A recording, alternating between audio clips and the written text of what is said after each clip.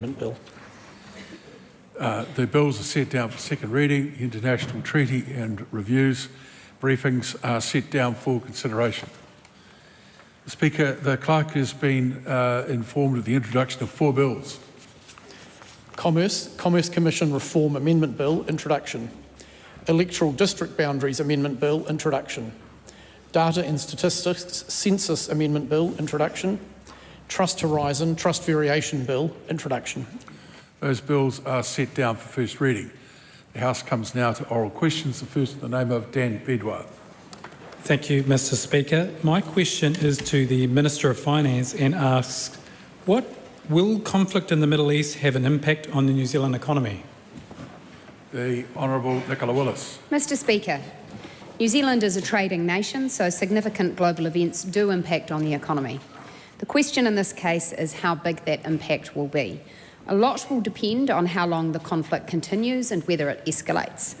Recent history suggests that global conflict tends to cause short-term volatility in markets, but that over time they settle back close to previous levels. Supplementary.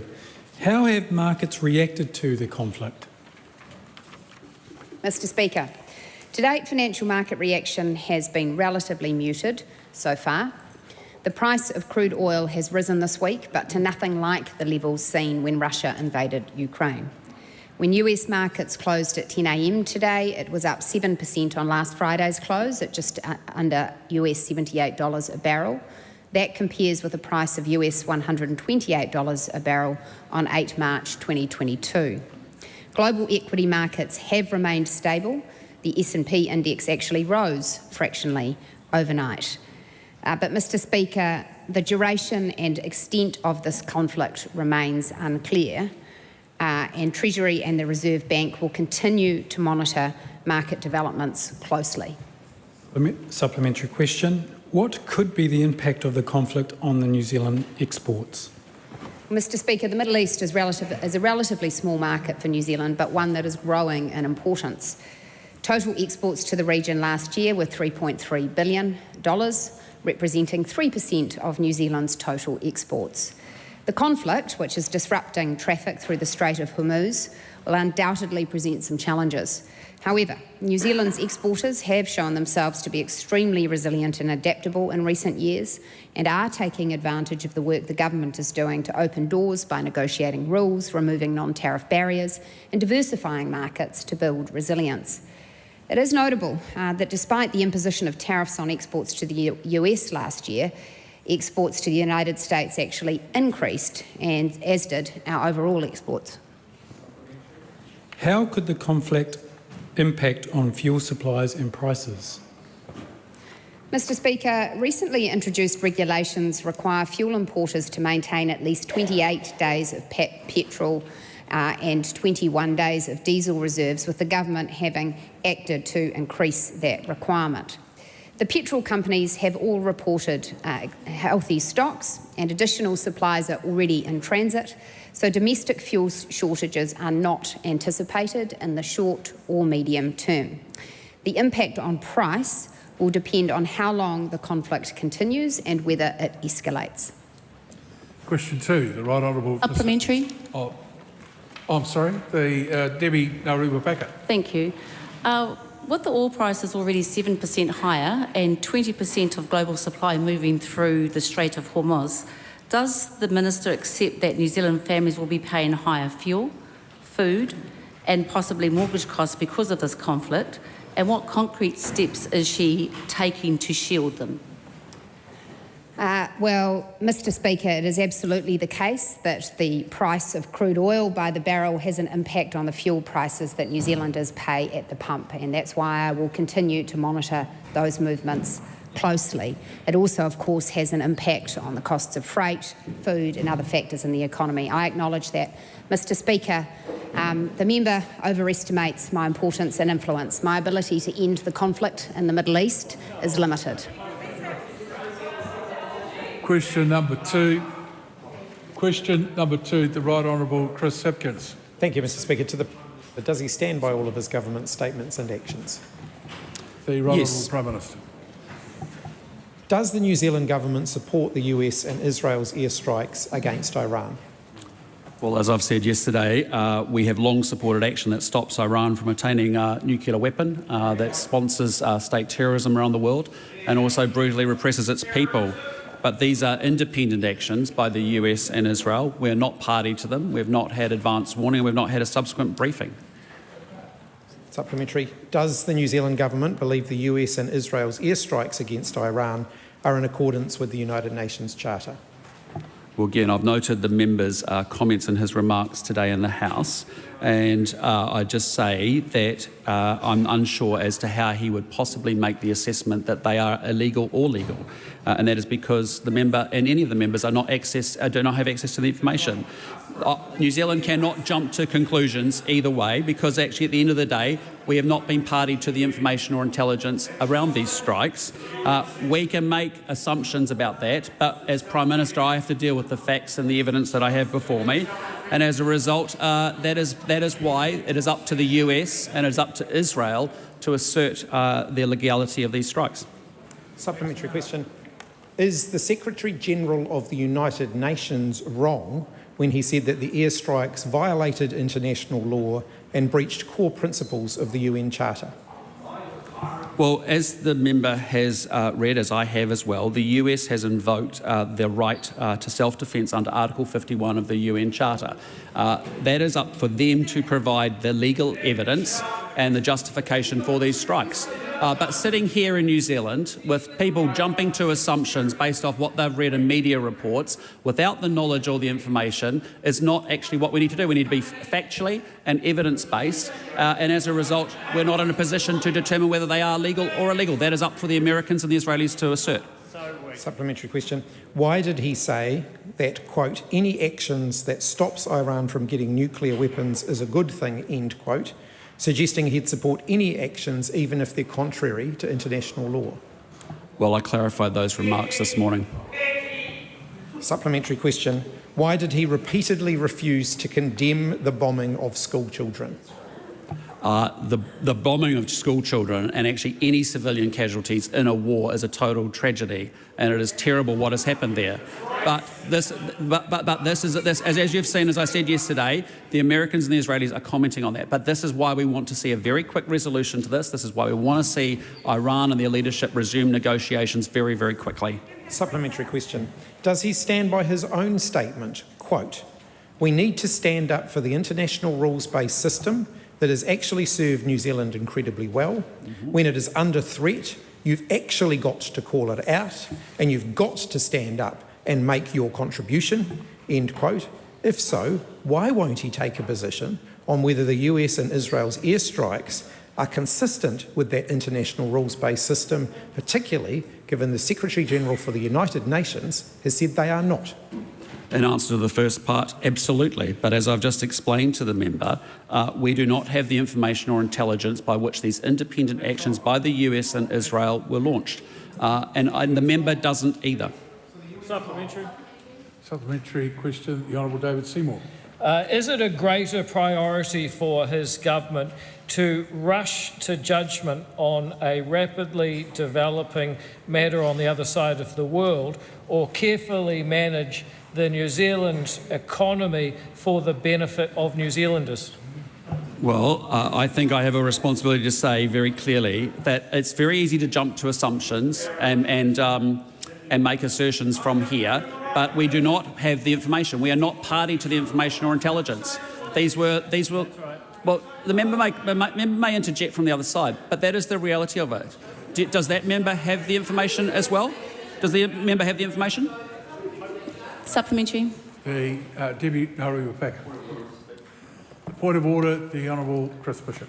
Mr Speaker, I've been hesitant to interrupt the flow because it's a serious issue that deserves serious scrutiny. I would just draw you and the House's attention, sir, to Speaker's ruling 186/6, which is about opinions being sought that in effect are asking for a legal interpretation. There has been quite a bit of backwards and forwards between the Prime Minister and the Leader of the Opposition in regards to legality, which and the seeking of legal opinions. The Speaker's ruling is quite clear from Speaker Wilson in 2008. If legal opinions are called for, they won't be permitted. That is quite true. At the time that the Right Honourable Margaret Wilson was dealing with that, I'm sure she wasn't dealing with an international crisis of this type. And I think the question that's been asked has been adequately answered by the Prime Minister. Debbie Ngaruiwapaka. What is the Prime Minister doing right now to protect the economy of New Zealand as conflict in the Middle East escalates? Well, as the Finance Minister has alluded, the effects in the markets at this point have been somewhat muted. We are monitoring it very closely. I can tell you the Finance Minister is doing so, Treasury are doing so. But this is a government that is very focused on growing the economy, and that work continues because in a world that's increasingly volatile and uncertain, there are two things we can do. One is to build a stronger economy here at home, and the second thing that we can do is diversify and deepen our relationships internationally. Chloe Swarbrick. Will his government commit to automatically extending visas for people who are in this country right now, whose home countries have been affected by this war, as happened in the context of the invasion into Ukraine in 2022? I understand that we are doing that, and the Minister for Immigration will continue to look at and take advice on that too. Debbie Ngaruiwapaka. Does the Prime Minister believe the bombing of civilians in Iran makes the world safer for ordinary families in Aotearoa? And if so, how?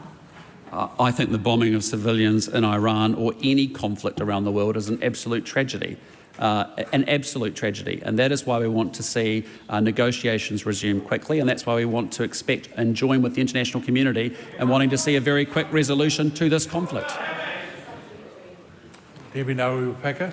How will building a closer relationship with Donald Trump, who has bombed at least 7 countries this term, make Aotearoa safer? This is, as Prime Minister of New Zealand, my responsibility is to act in New Zealand's national interests and to make sure that we are secure and prosperous, and that is the work of this government and what we've been doing over the last 2 years. Question 3, Tom Rutherford. Thank you, Mr. Speaker. My question is to the Minister of Justice. What progress has the government made towards its violent crime reduction target? The Honourable Paul Goldsmith. Mr. Speaker, excellent progress. We've seen a significant drop in the number of victims of violent crime since this government was elected, with the latest New Zealand Crime and Victims Survey showing there were 49,000 fewer victims of violent crime in the year to October 2025 than 2 years previously. This follows a focus on restoring real consequences for crime and to place victims at the centre of the justice system. There is still much work to do, but Kiwis can be proud of the progress that we've made together. Supplementary, what was the original target that the government set to reduce the number of victims of violent crime? Well, Mr. Speaker, when we came into government in October 2023, there was 185,000 victims of violent crime, and the government set a target of reducing that figure to 165,000, a reduction of 20,000 victims by 2029. And this is particular for the benefit of viewers of One News and others who may be interested. The latest figure is that there is 136,000 victims of crime, a reduction of 49,000, and that's 49,000 families that don't have to go through the pain and suffering of dealing with the victims of violent crime and being the victims and being the families of those victims, and that is great progress. Supplementary, why is it important that the number of victims of violent crime reduces? Well, Mr. Speaker, this government's committed to restoring the basics in law and order and building a future where New Zealanders feel safe in the community. And it's not just the victims of violent crime who are affected. Of course, it is their families and their communities as well. And the previous government, in its wisdom, had a focus on reducing the number of people in prison. We've shifted that focus to focusing solely on reducing the number of victims of violent crime. That has been our focus and will always be our focus. What is next on the government's agenda to further reduce the number of victims of violent crime?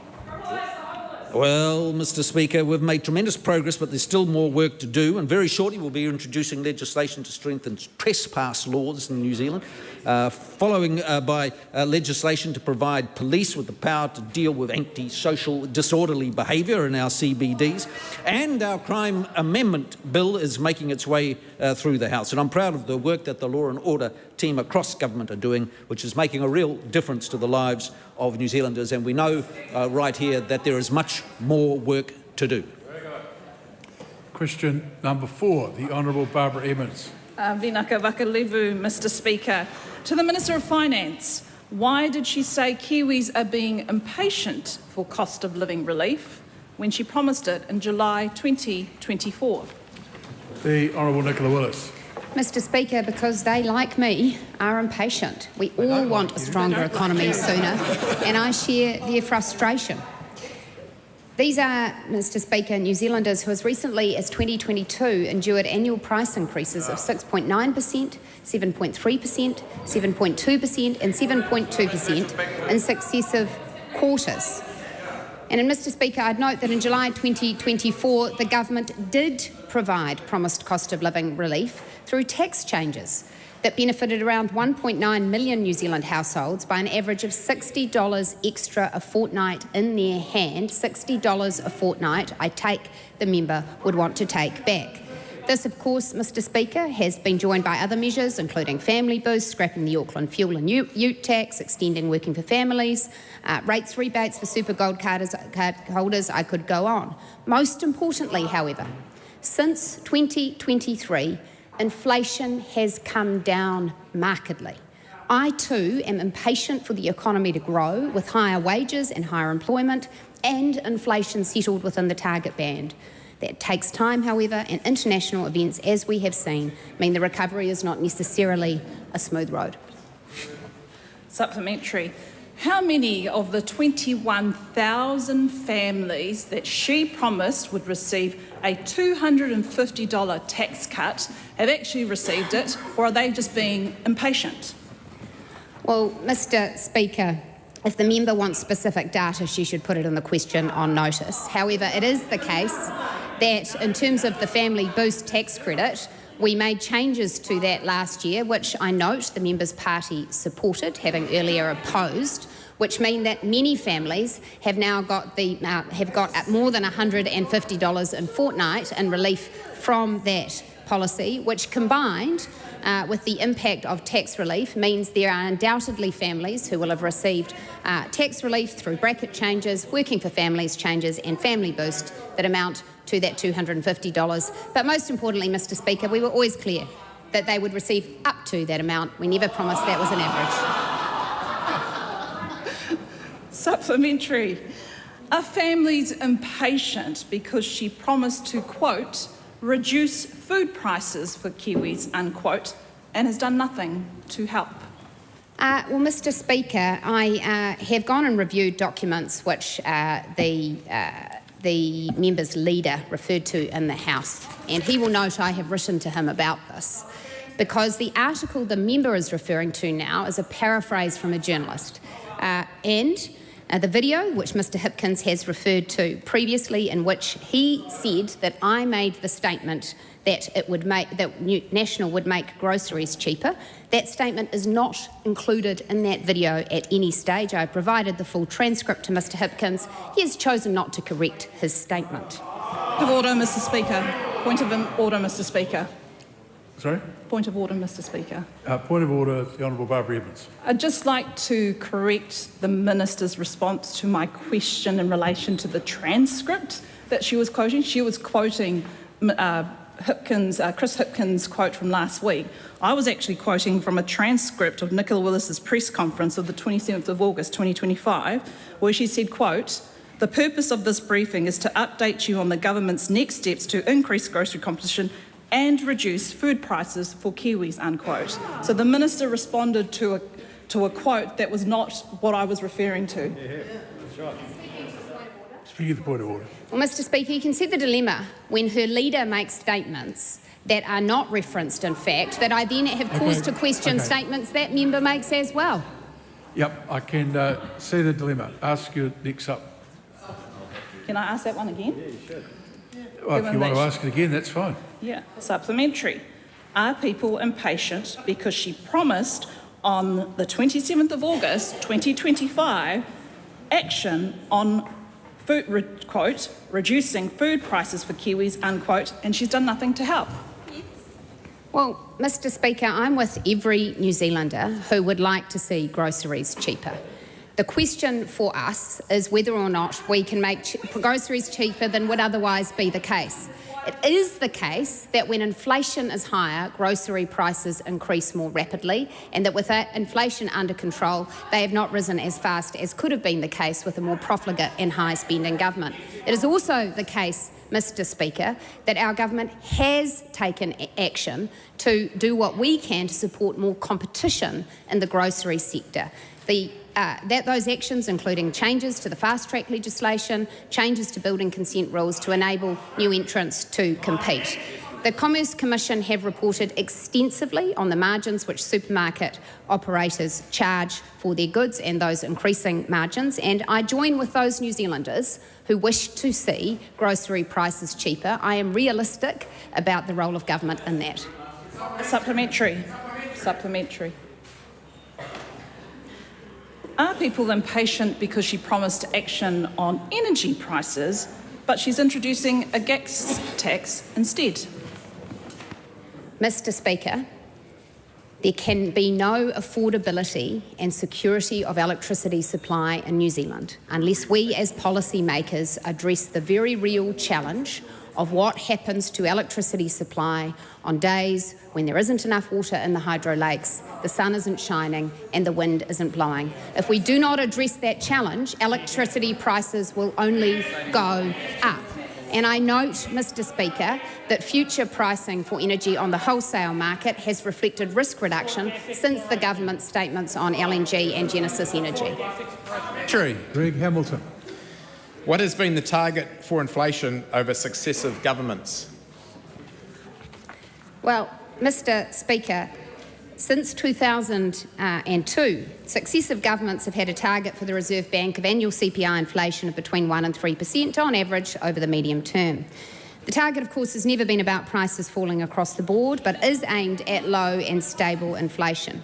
Of course, the only significant change was between 2019 and 2023, when the Reserve Bank was given an additional objective to support maximum sustainable employment. During that period, Mr. Speaker, I note that annual inflation reached the heights of 7.3% and stayed out of target for 33 consecutive months. I understand some people are actively considering bringing back a dual mandate. It shows they are not serious about getting inflation under control. Supplementary. Barbara Edmonds. Is the only thing Kiwis are actually impatient for is for that minister to stop feeding them false promises, stop being distracted and just focus on her actual job. Mr. Speaker, the loudest false promise I have heard in recent times has been from those who out of one side of their mouth say that they care deeply about the cost of living and out the other side of their mouth say that they would change the inflation targeting regime, would introduce new taxes on tenants and at the same time would remove the investment boost tax policy that is the very thing that Treasury says will drive future wage growth. Mr. Speaker, I care deeply about the cost of living, but it is not enough to care. That member needs to come up with serious policies on the cost of living if she wants to be taken seriously. The Honourable David Seymour. Is the minister impatient to know how Barbara Edmonds thinks she'd ever pay for anything? No. And did the Thomas Coghlan interview help her at all? No. Greg Fleming. Greg Fleming. Close. Ryan Hamilton, sir. Oh, sorry, my apologies. That's all right. It's a long way back here. Yeah. Here's available, though. Thank you, Ryan Hamilton. Is annual CPI inflation in New Zealand ever negative? Well, Mr. Speaker, annual CPI inflation is almost never negative, which is to say that overall prices don't reduce across the economy on average. And governments don't target a drop in the overall price level because that would lead to people reducing spending and investing, and jobs would be lost and the economy would suffer. Inflation did turn mildly negative in 1999 when the Asian financial crisis reduced the price of imports. Before that, you have to go back to 1946 to find another example of negative inflation. As I said before, governments aim for positive, low, stable inflation, and it is tragic when they fail to achieve that, because big price increases do get baked in, as they did under the previous government. Point of order. The Right Honourable Chris Hipkins. Mr Speaker, I seek leave to correct a statement that I made in the House regarding a social media post issued by Nicola Willis. Leave is sought for that purpose. Is there any objection? There appears to be none. Mr Speaker, speaking in the House recently, I alluded to a Facebook post of Nicola Willis where she was unpacking some groceries, and I said in that Facebook post that she had committed to lowering grocery prices. Mr Speaker, I was mistaken. I should have referred to her press statements of the 14th of June 2023, 13th of July 2023, 12th of October 2023, her press conference on 27th of August 2025, her Facebook video on September 2025, all of which committed her to lowering grocery prices. Point of order, the Honourable Nicola Willis. I think that is a misuse of the correction because... Could I have my point of order heard in silence? Because, Mr Speaker... You can start your point of order again in silence. Mr Speaker, it will be heard in silence. The statement which I asked to be corrected was that I had posted a video and clearly the video that he has referred to did not make the statement that he claimed. The context for the things that he is quoting is quite different. It is about the goal of grocery reforms, and the goal of those reforms is quite clearly to make groceries cheaper. That is very different from issuing a campaign video promising that under National food prices will drop. That was not a promise I made, and I resent being misrepresented in this House and then having him be cute about the fact that he did that. No, you'd be speaking to the point of order? Or Speaking to the point of order. Mr Speaker, I'm happy to quote directly from the press statement that I just mentioned, where Nicola Willis said that she was committing to Kiwis paying less for homegrown food at the grocery checkout. Don't do that. We'll go to question number 5, Dana Kirkpatrick. Thank you, Mr Speaker. My question is for the Minister for Social Development and Employment. What recent reports has she seen from the Ministry for Social Development on the traffic light system? The Honourable Louise Upston. Mr Speaker, today the Ministry of Social Development released an excellent report which reinforces the success of the government's traffic light system. It shows that 90% of clients found the traffic light system has been helpful for understanding their obligations. These obligations include attending interviews and seminars, reporting to MSD and being available for work. Our government is committed to fixing the basics and building the future by supporting more New Zealanders off welfare and into work. Supplementary. What were the key findings of the report? Mr Speaker, MSD also found that nearly 99% of clients are fulfilling their obligations, and the number of sanctions has dropped by 10.6% between September 2024 and September 2025 quarters. The changes we have made have increased client activity and engagement with MSD. This includes a focus on ensuring job seeker support clients are meeting their obligations. Our government will continue to support unemployed New Zealanders into work, and a more proactive welfare system is a really important part of this. Supplementary. How has the traffic light system helped people understand their obligations? Mr Speaker, the traffic light system was designed to reset the expectations for those on welfare so they're clear about both their rights and responsibilities. It is helping job seekers to understand and navigate their obligations, helping them to be prepared, proactive and seize work opportunities when they come along. The colour-coded communication tool is useful because it helps clients recomply quickly. This has been especially helpful for clients with literacy challenges or language barriers. We know economic times continue to be challenging, but we want people to be ready as the jobs come. The traffic light system reinforces that expectation. Supplementary. What other initiatives is the government implementing to help people into work? Mr Speaker, the traffic light system is just one part of our wider Welfare That Works program. Our government continues to support job seekers into work with investment in MSD's front line. We've also introduced phone-based case management, supporting 10,000 more people in case management at any time. We've also improved the way MSD works with businesses to provide opportunities for job seekers to gain employment. The changes that we have made ensure our welfare system proactively supports those who can work to get off welfare. And we know that work is one of the best ways to lift people out of hardship. Question 6, Chloe Swarbrick. E Premier, e tautoko ana ia i ngā kōrero me ngā mahi katoa a tōna kāwanatanga. The Right Honourable Prime Minister. Yes. Is the Prime Minister aware of how many people, including children, have been kept or made homeless as a result of his government's decisions to tighten access to emergency housing, implement benefit sanctions and more? Well, as I've said to the member before, I'm very proud that we've made house purchasing more affordable. Rents have come down. I think 6,000 or 7,000 people have come off the social housing wait list. And when I last looked, 2,100 children have been moved out of emergency housing into proper dry homes.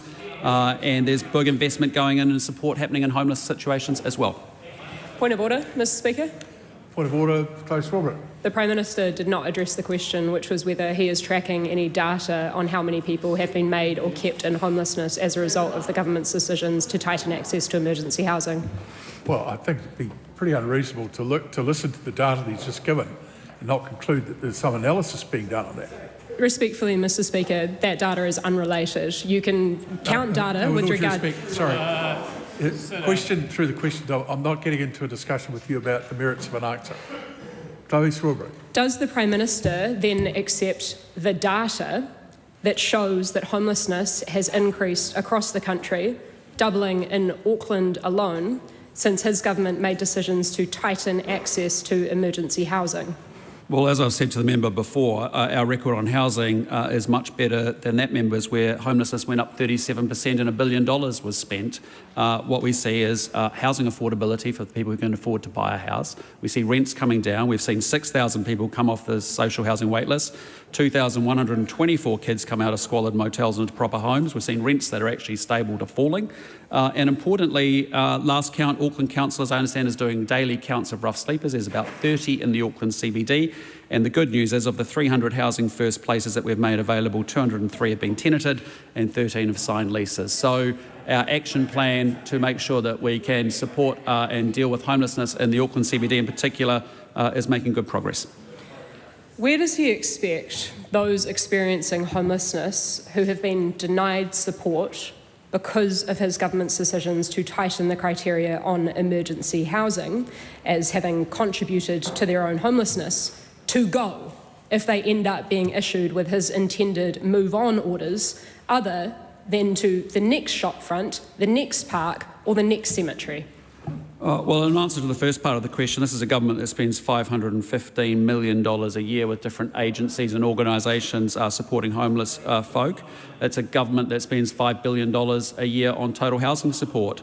But again, with respect to the move-on orders, and as the member would have found in the difficulty of leading homelessness and having a 37% increase when they were in government, I just say every situation is different. They're complex situations. Our police now have tools around the move-on orders. They also are well aware of the social service agencies and are well connected and will plug people into as need be.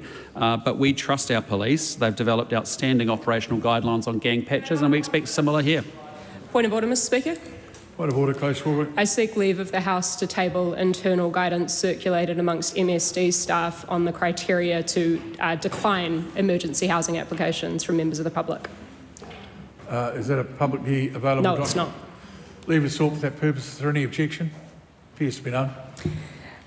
If he ignored advice, supplementary, if he ignored advice and concerns from social service providers and experts that reducing access to emergency housing would result in more homelessness, then went ahead with it anyway, and we saw more homelessness, will he then take the advice of social service providers and experts that his move-on orders will only exacerbate the problems associated with homelessness? As I said to the member, I would put this government's record up against the Labor Greens government's record. When there was a 37% increase in homelessness and $1 billion being spent on emergency housing, I'm proud of the progress that we've made, and I'm proud of the fact that our homeless action plan is starting to pay benefit. Question number 7, the Honourable Dr Megan Wood. Thank you, Mr Speaker. My question is to the Minister of Energy. Has he received advice on the impact of high levels of rooftop solar and household batteries on wholesale markets and distribution network costs? And if so, what were the recommendations in that advice? The Honourable Minister Watts. Well, thank you very much, Mr Speaker. Yes, I have received advice on the impacts of high levels of rooftop solar and household batteries on wholesale markets and distribution costs. It identified potential benefits to household bills while also requiring significant investment in the grid. That is why the government is making a number of regulatory changes to make it easier to install rooftop solar and batteries. This includes removing building consent requirements from installing rooftop solar and batteries, mandating retailers to pay fair price for electricity sold back into the grid from the 1st of July, along with a number of other regulatory changes to make it easier and cheaper, Mr Speaker, to install rooftop solar and batteries. Supplementary question. Does he agree with MB official advice in the regulatory impact statement on incentivising residential solar generation in sustainable buildings, who said of the changes he has just outlined, the incentive effect is not clear and is expected to be minor? Mr Speaker, it would be fair to acknowledge that we considered a long list of options, including renewables demand response and new thermal plant. The challenge that we have as a country is in a dry year we do not have sufficient fuel to make power, and we need a solution to deal with that problem. The solution in which we have landed on took into account cost, time to deliver and flexibility, and the spillover effects to the other parts of the economy. And that is why we landed on the decision that we have made and not other options. Supplementary question. Has he sought advice this week on the relative impacts on wholesale electricity prices of importing LNG compared with increasing the uptake of distributed solar generation? If not, why not? Well, Mr Speaker, the reality is, and I'm happy to provide a little bit more context for the member, this government isn't intending to import LNG to replace natural gas or for it to be imported regularly enough to see it set the gas price overall. LNG is simply a backup option to be imported during dry years. The alternative, Mr Speaker, is we have no fuel to make electricity. And that was the policy in which we inherited and which drove power prices in 2024 to over $800 a megawatt and put New Zealand businesses and New Zealanders out of business. Supplementary question. Does he think it's responsible to expose New Zealanders to a volatile gas market where in the last few hours European LNG prices have jumped more than 50% with projections of 130% spikes to come? Well, Mr Speaker, what I think is irresponsible is to pursue energy policy in which relies and incurs New Zealanders to blackouts because we do not have fuel to make electricity in a dry year. And that is the situation, Mr Speaker, in which we inherited as a government. We have taken decisive action to import fuel for those dry years as an insurance policy, and as a result we've seen future energy prices in this country, subsequent to our announcements, have downward trajectory, which is positive. Supplementary question.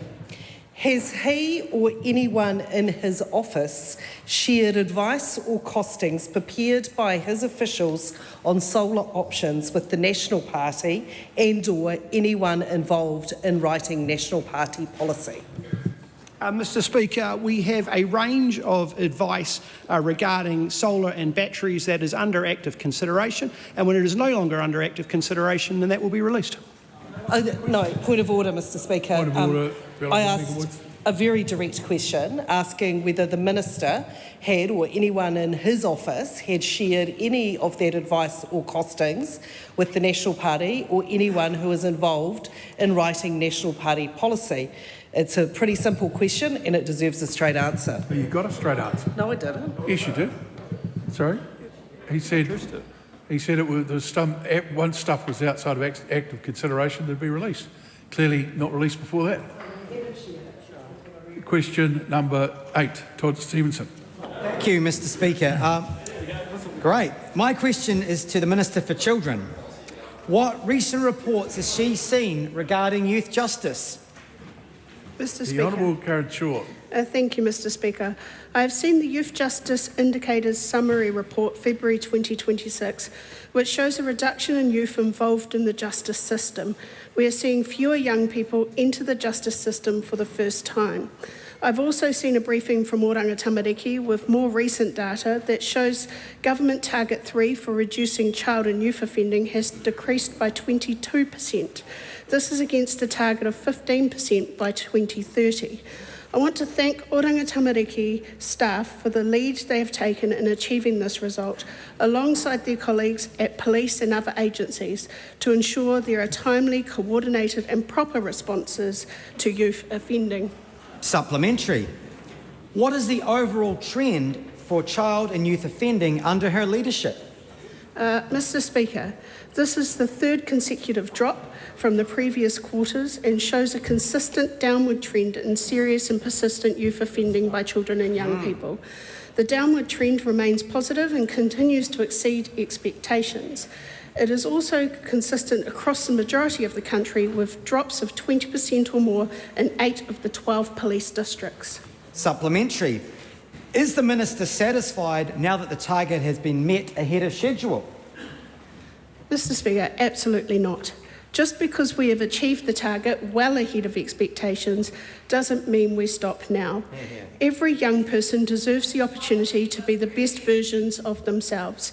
The great thing about collecting this data and reporting on it regularly means that we can see where we need to focus our resources and efforts to continue achieving success. For example, when the data indicates some part of the country aren't doing as well as others, Oranga Tamariki is able to respond quickly, work alongside police at a regional level to respond. Supplementary. What does the Minister put this success down to? Mr. Speaker, there are a number of initiatives that have contributed to this success, such as the intensive case management teams and the fast-track youth offending program, which I acknowledge the previous government started. Sorry, Minister. There's only one person answering a question. There's no other discussions going on in the House. 2 people are in that discussion. They both be going outside to continue it if they wish to. Please start again. The Honourable Karen Shaw. Thank you, Mr. Speaker. There are a number of initiatives that have contributed to this success, such as intensive case management teams and the fast-track youth offending program, which I acknowledge was started by the previous government. This government took what was working with the fast-track program and increased its funding by $30.6 million in Budget 2024 to continue and expand the program to 14 to 17-year-olds in Hamilton, Auckland, Rotorua and Christchurch. This is all the result of a government that is fixing what matters, investing in these young people and their families, and is also focused on the victims of crime and keeping our communities safe. Question number 9, the Honourable Ginny Anderson. Thank you very much, Mr. Speaker. My question is to the Minister for Economic Growth and reads, does she stand by her statement, quote, "For every New Zealander who is unemployed and wishes to have a job, our government is on your side," end quote? Mr. Speaker, The Honourable yes, Nicola Willis. this government is on the side of New Zealanders who want to work and get ahead.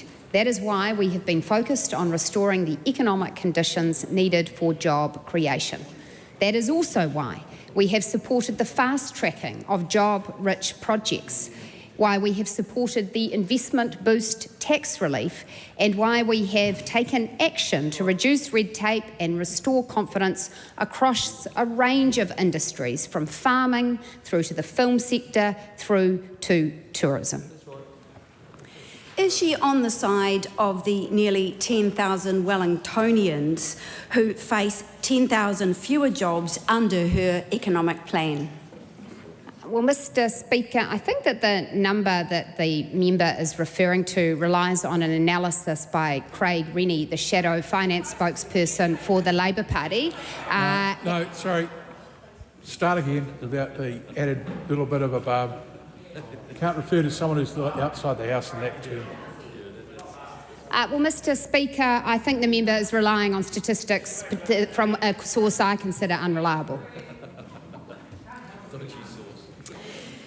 Is she on the side of the 39,570 construction workers now on job seeker support?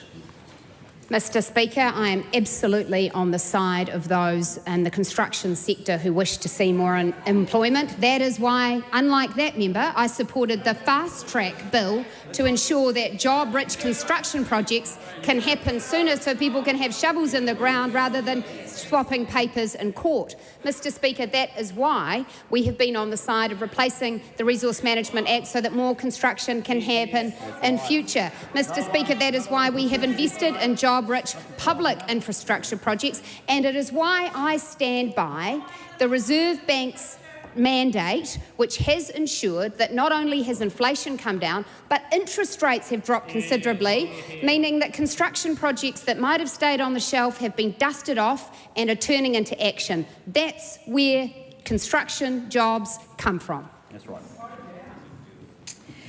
Is she on the side of the 165,000 New Zealanders who want a job and can't get one? If so, why did she call them impatient? Well, Mr. Speaker, I absolutely stand on the side of anyone who wants to work hard and get ahead. And as I said in the answer to my primary question, that's why we as a government have worked so hard on restoring the economic conditions needed for job creation.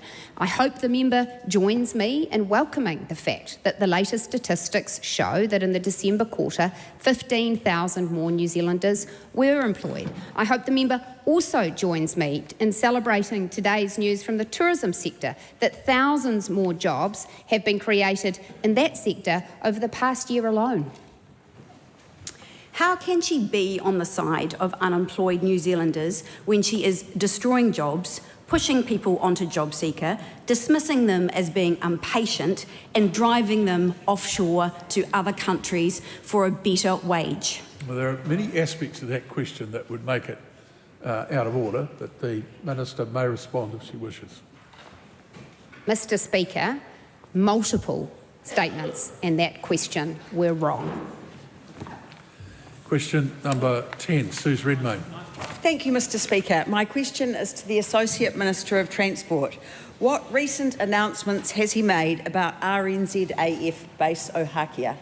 The Honourable James Meagher. Mr. Speaker, I've recently confirmed the government's move to make RNZAF base Ohakea available 24/7 as an alternative runway for wide-body aircraft, resolving a long-standing constraint for airlines and one which has been a handbrake on New Zealand's economic growth. Currently, Ohakea can't be used as an alternate airport overnight when flights need to divert due to the lack of air traffic control after hours. This means wide-body aircraft coming in from overseas must designate an alternative airport which requires them to carry more fuel and fewer passengers. This has directly resulted in some airlines downgrading their capacity and limiting growth. To fix this, we've approved funding for Airways New Zealand to provide round-the-clock air traffic control services. Opening up Ohakea 24/7 was one of the key actions within the Aviation Action Plan, and I'm proud to see it delivered. Supplementary. What feedback has he seen about how this will support tourism growth? Well, Mr. Speaker, the Board of Airline Representatives head Kath O'Brien said the 24/7 capability is a common sense move from our government. She said airlines are delighted by the decision, saying, quote, "It gives confidence that our country is open for business and will make a meaningful difference for airlines operating here today and for those considering New Zealand as a destination." Chief of Air Force Air Vice Marshal Darren Webb welcomed the enhancement to the support the Air Force and Base Ohakea already provide to airlines when flights are unable to land at Auckland or Christchurch. And Mr. Speaker, I'm aware that the local MP thinks the announcement is, quote, "awesome." What other infrastructure investments has the government made in aviation? Mr Speaker, in addition to our Ohakea investment, we are also investing $1.1 million from the Regional Connectivity Package to the first concessionary loan to Golden Bay Air. This loan will ensure that Regional Airline can refinance existing aircraft debt and fund essential ongoing major maintenance checks. The targeted relief will support it to maintain flights from Takaka to Nelson, Karamea and Wellington, and I'd like to thank Ministers Jones, Willis and all the other Regional Development Group Ministers for their support for these important regional routes. Supplementary, what other announcements has he made about aviation? Mr Speaker, more good news in this space. The Ohakea decision marked the 10th achievement in our Aviation Action Plan, which was launched just under 6 months ago. Other achievements include assisting flight schools to update and speed up pilot training programs to better align with the needs of airlines, delivering new advanced aviation rules to provide a sandbox for innovation testing and growth, and developing industry-led recommendations to deal with ongoing workforce issues to be progressed by the Aviation Council.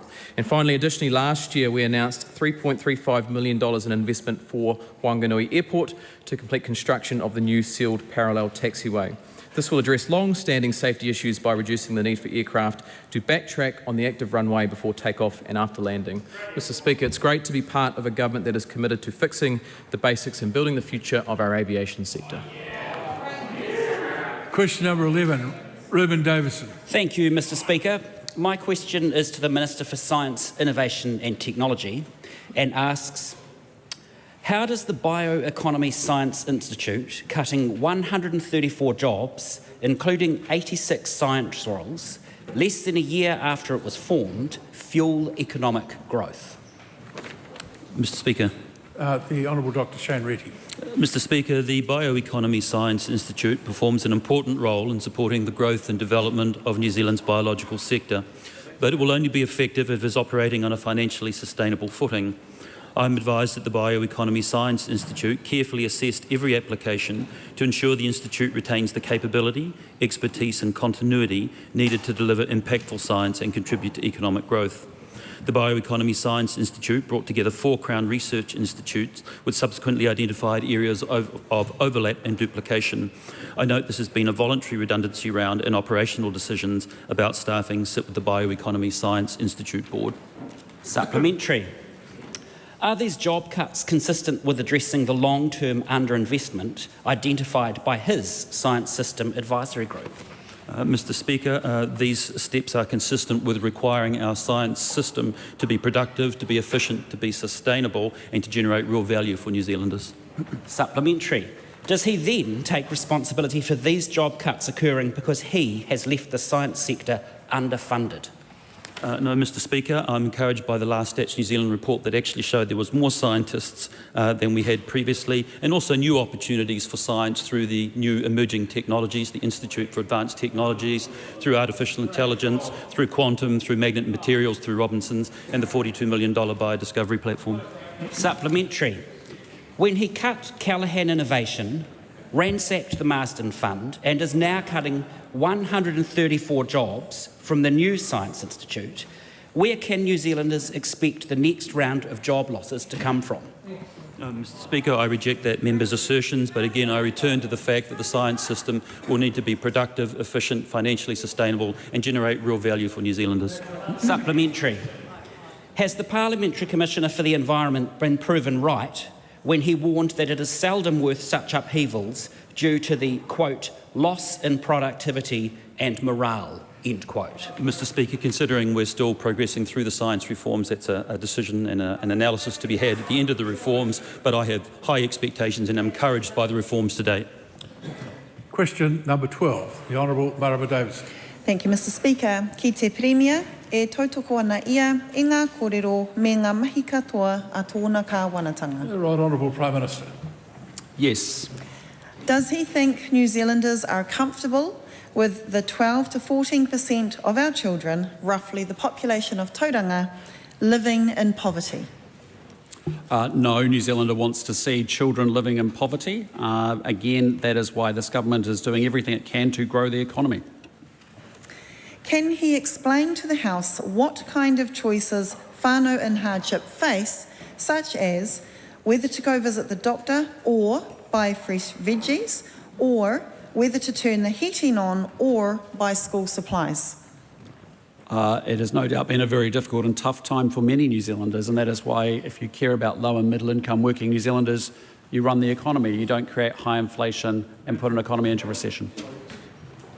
Can he explain to the House what kind of choices his government faces in trying to meet National's election promise to halve hardship rates by 2028, such as increasing the minimum wage in line with inflation, or restricting access to benefits, or supporting better access to public and emergency housing, or criminalising homelessness?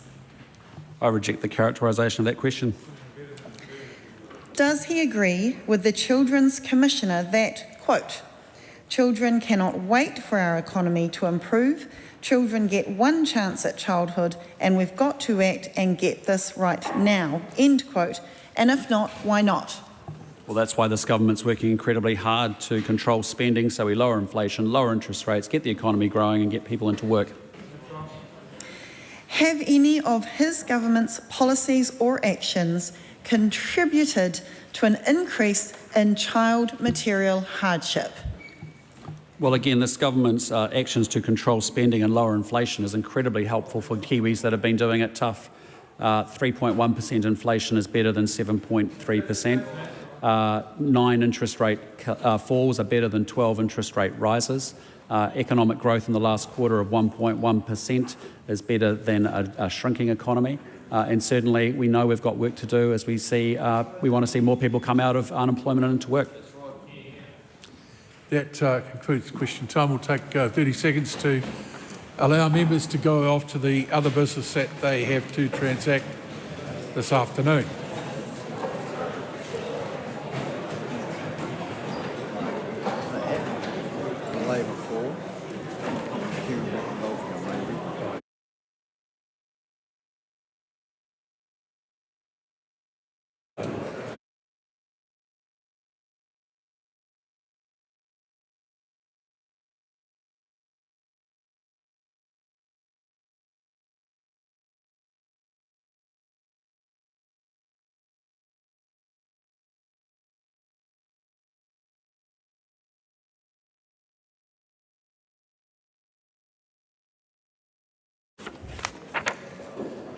Members, on the 19th of February on the vote on the closure motion relating to the instruction to the Environment Committee on the consideration of the environment, disestablishment of the Ministry of Environment Amendment Bill, the Green Party vote was correctly announced by the Green Party whip as 15 votes against.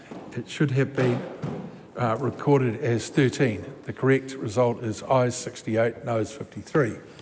Call on Government Order of the Day number 1. Interrupted debate on the first reading of the English Language Bill. The Honourable Kieran McAnulty. Thank you, Mr. Speaker. If ever we wanted a bill or an example that could demonstrate the weakness